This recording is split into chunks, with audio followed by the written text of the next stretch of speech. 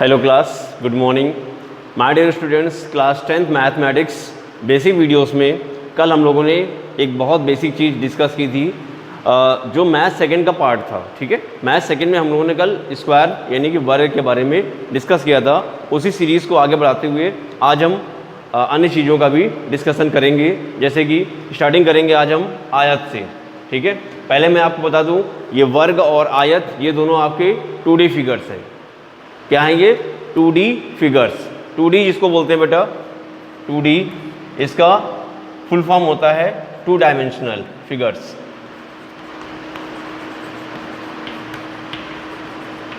Two dimensional figures 2D। ठीक है, जिसको बोलते हैं हिंदी में द्विविमीय। द्विविमीय आकृतियां।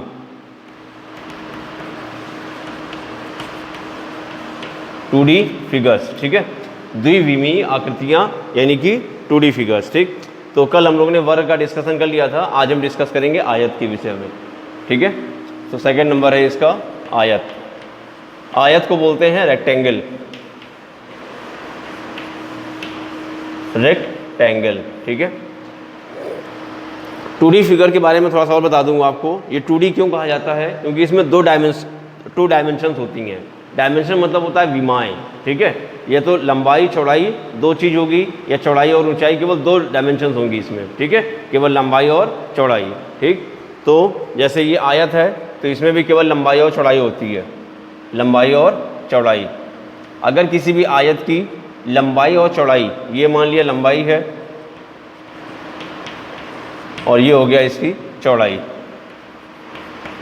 अगर किसी आयत की लंबाई और चौड़ाई आपस में बराबर हो जाए तो वो बन जाता है वर्ग। ठीक है, आयत की अगर लंबाई और चौड़ाई बराबर हो जाएगी तो क्या बन जाएगा? वर्ग। ठीक, ये इसके विकर्ण कहलाते हैं। ये इसका विकर्ण हो गया, दो विकर्ण होते हैं इसमें। ठीक, अगर ये ABCD चार शीर्ष हैं इसके। ठीक, तो पहला पॉइंट क्या है इसका? फर्स्ट पॉइंट है इसका, आयत की सम्मुख भुजाएं बराबर होती हैं। ठीक है, सबसे मेन पॉइंट क्या है? आयत की सम्मुख भुजाएं बराबर होती हैं और समांतर होती हैं। आयत की सम्मुख भुजाएं, सम्मुख मतलब आमने सामने की भुजाएं। सम्मुख भुजाएं बराबर एवं समांतर होती हैं। बराबर एवं समांतर होती हैं।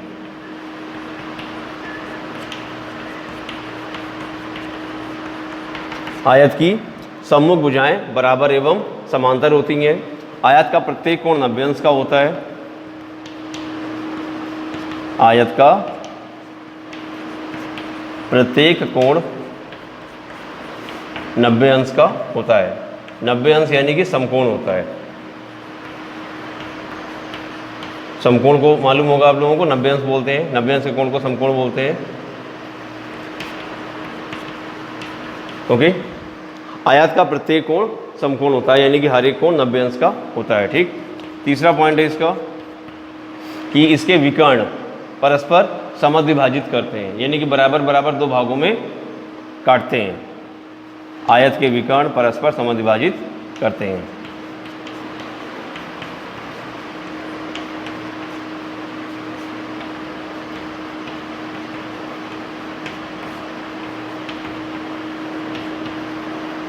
समद्विभाजित करते हैं। ये देखिए हो गई आपकी आयत के विषय में बेसिक इंफॉर्मेशन। ठीक है, इसके सम्मुख भुजाएं बराबर होती हैं, प्रत्येक कोण 90 अंश का होता है और विकर्ण परस्पर समद्विभाजित करते हैं। ठीक, आयत के बाद अब हम डिस्कस करेंगे कुछ 3D फिगर्स का। ठीक है, आयत का क्षेत्रफल वगैरह देख लीजिए। क्षेत्रफल कैसे निकालते हैं? इसका भी एक फॉर्मूला होता है। आयत का क्षेत्रफल क्या होता है? मालूम होगा, लंबाई गुणे चौड़ाई। आयत का क्षेत्रफल लंबाई गुणे चौड़ाई। और आयत का परिमाप, आयत का परिमाप, आयत का परिमाप। परिमाप बराबर होता है दो ब्रैकेट में लंबाई प्लस चौड़ाई।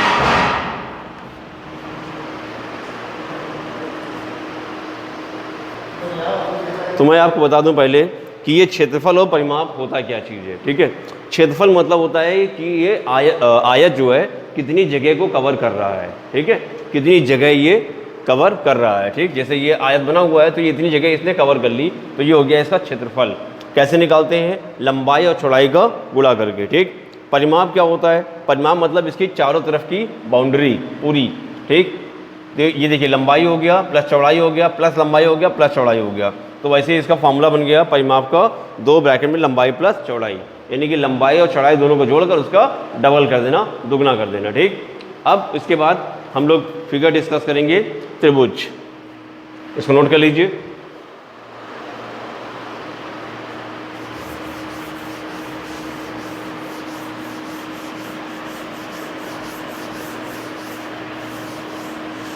देखिए मैथ सेकंड को समझने के लिए ये बेसिक इन्फॉर्मेशंस बहुत ज़रूरी है।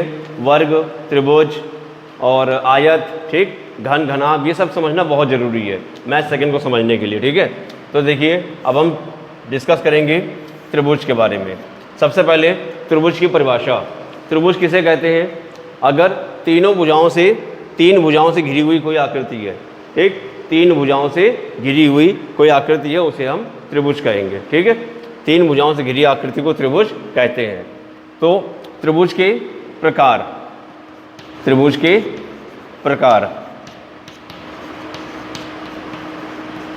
देखिए त्रिभुज के प्रकार जो हैं वो 2 टाइप से डिवाइड किए जाते हैं। त्रिभुज के प्रकार 2 टाइप से बताते हैं, एक तो कोणों के आधार पर और दूसरा भुजाओं के आधार पर। ठीक है, तो पहले हम देखेंगे भुजाओं के आधार पर त्रिभुज के प्रकार। भुजाओं के आधार पर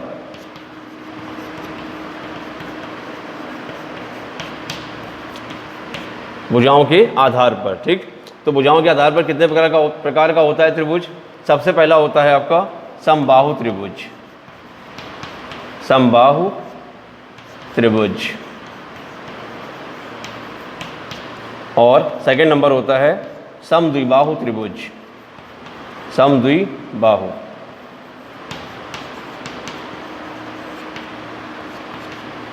त्रिभुज। और तीसरा होता है विषम बाहु त्रिभुज। अभी मैं सबके बारे में बताऊंगा कि यहाँ ये क्या क्या होते हैं। विषम बाहु त्रिभुज, नोट कर लीजिए इसको। विषम बाहु त्रिभुज। देखिए जैसे इसका वर्णन किया गया है भुजाओं के आधार पर। किसके आधार पर? भुजाओं के आधार पर। तो अगर त्रिभुज की 3 भुजाएं होती हैं, ठीक है, त्रिभुज की 3 भुजाएं होती हैं, और अगर इस त्रिभुज की तीनों भुजाएं आपस में बराबर हैं, त्रिभुज की तीनों भुजाएं आपस में बराबर हैं, तो वो त्रिभुज कहलाएगा समबाहु त्रिभुज। ठीक, क्या कहलाएगा? समबाहु त्रिभुज। और यही इसकी परिभाषा होती है कि यदि किसी त्रिभुज की तीनों भुजाएं आपस में बराबर हैं तो वो त्रिभुज समबाहु त्रिभुज कहलाता है। ठीक, समद्विबाहु त्रिभुज क्या है? अगर त्रिभुज की 2 भुजाएं बराबर हैं, कोई भी 2 भुजाएं, चाहे ये वाली दोनों भुजाएं बराबर हों, या ये दोनों बराबर हों, या ये दोनों बराबर हों, ठीक, किसी त्रिभुज की कोई भी 2 भुजाएं बराबर हैं तो वो समद्विबाहु त्रिभुज कहलाएगा। ठीक, तीसरा है विषम बाहु त्रिभुज, यानी कि त्रिभुज की तीनों भुजाओं में तीनों भुजाएं अलग अलग नापों की हों। ठीक है, त्रिभुज की तीनों भुजाओं में तीनों भुजाएं क्या हों? अलग अलग नाप की हों। ठीक है, एक कोई अलग से नाप की हो, दूसरी अलग हो, तीसरी अलग हो, तो वो त्रिभुज कहलाता है विषम बाहु त्रिभुज। ठीक, त्रिभुज की तीनों भुजाएं अलग अलग नापों की होती हैं, उसे विषम बाहु त्रिभुज कहते हैं। ठीक, इसको इंग्लिश में भी देख लीजिए। समबाहु त्रिभुज को बोलते हैं equilateral triangle. Equilateral triangle, equilateral triangle, इसको बोलते हैं आइसोसेलस। Isosceles triangle. ठीक, इसको बोलते हैं स्कैलन। Scalene triangle. ठीक है, इंग्लिश में इसका नाम जानना बेटा बहुत ज़रूरी है। सभी लोग इंग्लिश में नाम जरूर जान के रखेंगे इसको। ठीक, अब भुजाओं के अलावा दूसरा होता है इसमें कोणों के आधार पर त्रिभुज। कोणों के आधार पर त्रिभुजों के प्रकार। कोणों के आधार पर त्रिभुजों के प्रकार।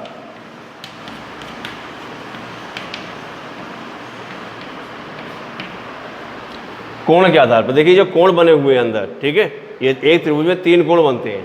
ठीक। तो कोणों के आधार पर त्रिभुज कितने प्रकार का होता है?